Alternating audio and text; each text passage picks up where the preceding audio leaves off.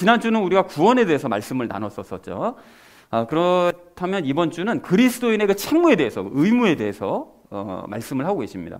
그래서 이번 주 주제를 이렇게 잡았는데요. 말씀을 힘입어 책무를 수행하자. 그리스도인으로서 주어진 의무를 수행하자라는 것이 오늘의 주제가 되겠습니다. 그래서 각절 말씀 우리 나눌 텐데요.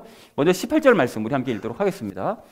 아들 디모데야, 전에 너에 관하여 주어진 대언들에 따라 내가 내게 이 책무를 주노니 곧 너는 그것들을 힘입어 선한 싸움을 싸우며 라고 말씀합니다.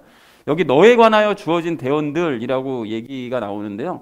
그 당시에는 이제 뭐 지금도 그렇긴 하지만 목사로 안수할 때는 안수를 하거든요. 그 먼저 목사에 있던 사람들이 이제 안수를 해서 목사로서의 그런 직위를 줍니다. 그리고 또 그에 대해서 주어진 어떤 대언들이 있으면 그 대언들을 할 수도 있는데, 당시에는 성경이 완성되기 전이었기 때문에 그 목사나 아니면 다른 목회 활동을 하는 사람들이 이제 직접 하나님께 계시를 받아서 대언을 했었던 그런 상태였었죠.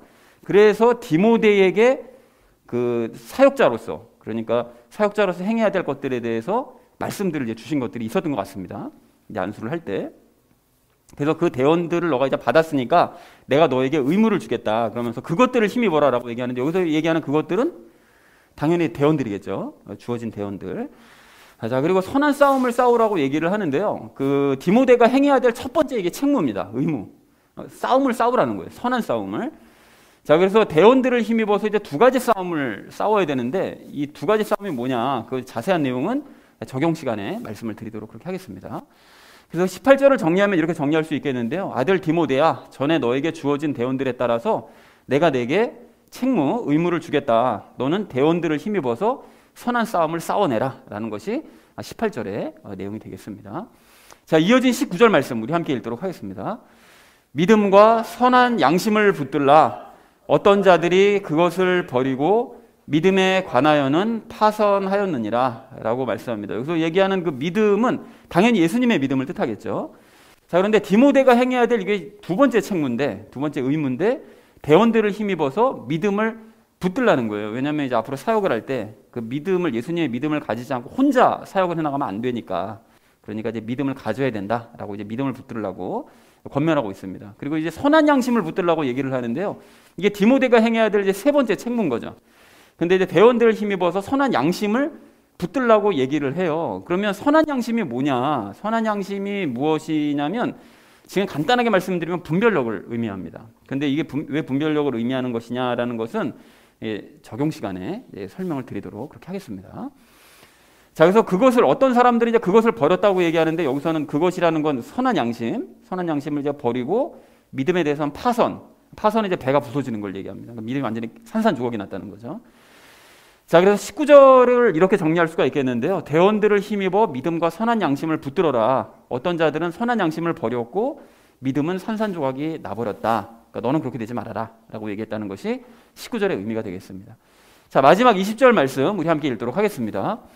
그 중에 후메네오와 알렉산더가 있는데 내가 그들을 사탄에게 넘겨준 것은 그들이 배워서 신성모독하지 못하게 하려 함이라 라고 말씀합니다. 여기 후메네오라는 사람이 나오는데, 이게 나중에 디모데 후서에도 나오거든요. 이 사람이 2장 17절에도 나오는데, 그때는 좀 더 자세하게 내용이 나옵니다. 그러니까 예수님의 부활을 부인하고요, 그러니까 율법적인 가르침을 가르쳤던 그런 사람이었어요. 그러니까 거짓된 가르침에 오염돼서 성도들을 미혹하는, 그 에베소에 있는 성도들을 미혹하는 그런 사람이었던 거죠. 그래서 그 상당히 위험한 그런 사람이었어서 이제 후서에도 다시 그 얘기가 나오는데, 그 옆에 알렉산더가 나오죠. 그런데 알렉산더는 정확하게 알려진 바는 없지만 후메네오와 아마 같은 활동을 했던 그런 사람이었던 것으로 이제 추정이 됩니다. 자, 그리고 바울이 여기 사탄에게 넘겨뒀다는 표현을 하는데요. 이게 어디서 많이 봤던 표현입니다. 과거 우리가 고린도전서 5장 나눌 때 5장 5절에서 그 똑같은 표현을 썼거든요. 그 아버지의 첩과 동침했던 사람, 극악무도한 그런 성적인 범죄를 저질렀던 사람이 교회에 출석하니까 그 쫓아내라, 사탄에게 넘겨줘야 된다, 이런 얘기를 하거든요. 그게 뭔 뜻이냐면 출교를 의미합니다. 교회에서 쫓아내는 거예요. 당시에는 뭐 교회가 이렇게 막 여기저기 지금처럼 대형 교회들이 있고 이래가지고 이 교회에서 나오면 딴 교회 갈 수 있고 이런 게 아니라, 그냥 자기가 소속되어 있는 그 지역에 있는 교회에서 출교되면 다른 교회를 갈 수도 없었거든요. 이제 그러니까 교회를 바깥으로 아예 쫓아내 버리라는 거예요. 신앙을 아예 그냥 신앙생활 하지 못하도록 그렇게 만들어야 된다. 아주 최고의 징벌이었던 거죠. 그래서 후메네오와 알렉산더가 출교를 당했다. 그러니까 바울이 출교를 해버렸다는 거죠. 자, 그래서 그들이 배워서 신성모독하지 못하게 하려는 것이 목적이었는데, 이것을 이제 번역을 하면 그들이 신성모독하지 않는 것을 배우도록 그렇게 만들었다는 거예요. 그 후메네와 알렉산더가.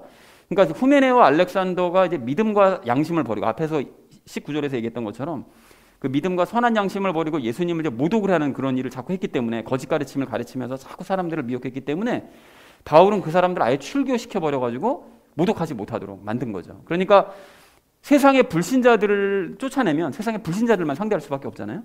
그렇다 보면 자신들의 주장이 뭐 율법에 대해서 뭐 율법을 지켜야 되고 무슨 뭐 할례를 받아야 되고 이런 얘기 세상 사람들에게 얘기해봐야 뭐 들으는 사람이 있습니까? 이게 얼마나 공허한지를 지네가 스스로 이제 깨닫게 만드는 거죠. 그래서 이게 쓸데없는 이런 주장을 할 게 아니라 구원자이신 예수님을 이게 믿는 게 진짜구나라는 걸 깨닫게 하기 위해서, 그래서 더 이상 신성모독하지 못하게 하려고 그걸 배우게 하기 위해서 출교시켜버렸다라고 바울이 얘기를 하고 있습니다.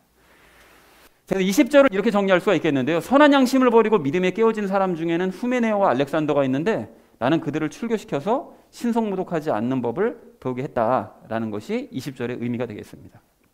자, 그래서 오늘 말씀을 정리하면, 전체적으로 정리하면 이렇게 되겠는데요. 디모데야, 너에게 주어진 대원들을 힘입어서 선한 싸움 싸우고 믿음을 가지고 선한 양심을 붙들어라고 세 가지 책무를 준 거죠.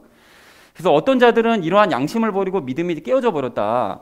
그래서 그들 중에는 후메네오와 알렉산더가 있는데 나는 그들을 출교해서 그들이 신성모독하지 못하도록 만들었다라고 얘기했다는 것이 오늘 전체의 의미가 되겠습니다. 뭐 내용이 어려운 것은 없죠. 자, 그런데 여기서 오늘 참고하실 것이 무엇인가 하면, 가볍게 참고하실 것이, 디모데에게 대원들이 주어질 때, 아까 전에 그 17절에서 말씀하셨던, 18절에서 말씀하셨던 그 대원들이 주어질 때는 사람들을 통해서 그 대원을 직접 들었던 것이었어요. 왜냐하면 성경이 완성되기 전이었으니까요. 자, 그리고 이러한 대원들을 이제 종합한 것이 성경입니다. 성경 말씀에 그런 모든 대원들이 다 있고, 성경은 완성이 되었어요. 신약 성경이 완성되면서 AD 90년경에 성경은 이제 완성이 된 것입니다. 하나님께서 더 이상 우리에게 별다른 말씀을 주지 않으세요.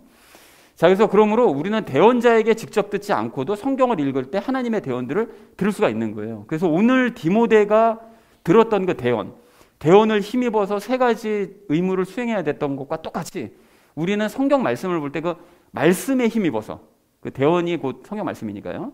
그러니까 말씀에 힘입어서 그 세 가지 책무를 수행해야 된다라는 것을 우리가 생각할 수가 있겠습니다. 자, 그래서 적용 시간에 우리가 이제 세 가지를 나눌 건데요. 첫 번째는 싸워야 될 싸움에 대해서, 우리가 싸워야 될 싸움.